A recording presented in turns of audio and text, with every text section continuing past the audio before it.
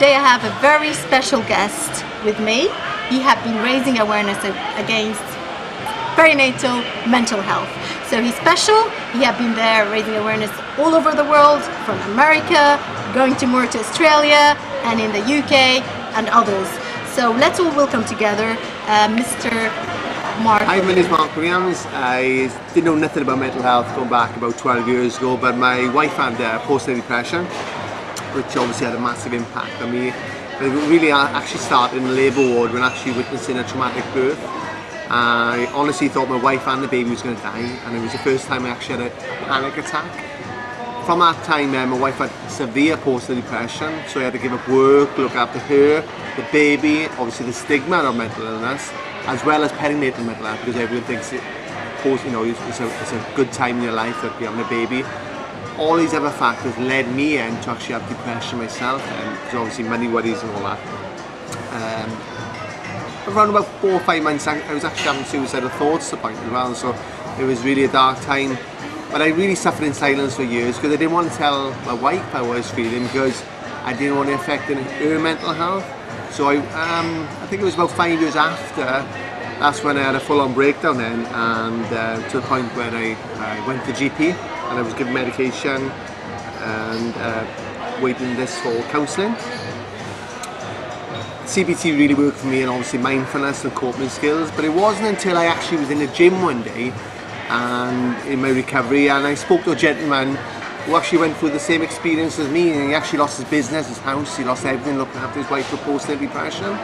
And I went on to set up Partners Reaching Out. It was one of the first organisations actually out there to actually tackle perinatal mental health.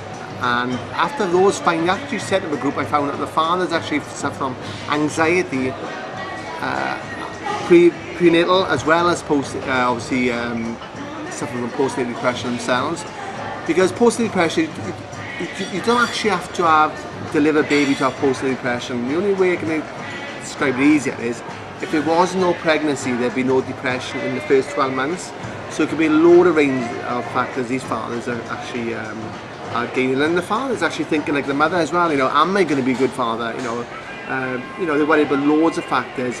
Could be a lot of fathers have had mental illness before becoming a father, and that has a massive impact on their mental health as well, because obviously as fatherhood can be a stressful time, and especially when you're looking after a partner with postnatal depression. It's a big there's a lot going on in a short space of time as well.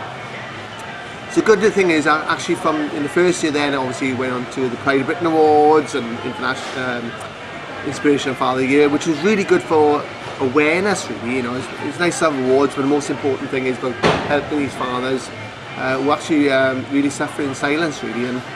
And believe it or not, there's nothing on the NICE guidelines, on the CG 129 guidelines, that actually says that we should be looking after fathers, only partners. So we need to actually change policy now as well. UK about 5 years ago, and now obviously going to Melbourne tomorrow, and then flying over to Melbourne, New Zealand, and then Seattle as well. So yeah. It's quite interesting. The only thing is, like, I wanted to meet you because I was seeing you talking about fathers. Yeah. And that's quite a very important topic that I'm simply talking about raising awareness and helping lots of people. So just tell us what you have been doing recently. Yeah, well, the last 5 years especially, it's obviously been on raising awareness for TV, like BBC, Breakfast Show, GMTV, Channel 5, and also radio stations as well. But the good thing is now my next aim is actually to try and make it more global. So try and get it out there. So you're going to see you raise awareness more as pharmacists, as GPs, as all healthcare professionals. It's a thing that we all have to raise awareness with. So if you have any problem as a father, come and see us, and then we'll talk about it more then. That'd be great. Thank you very much, Mark. See you.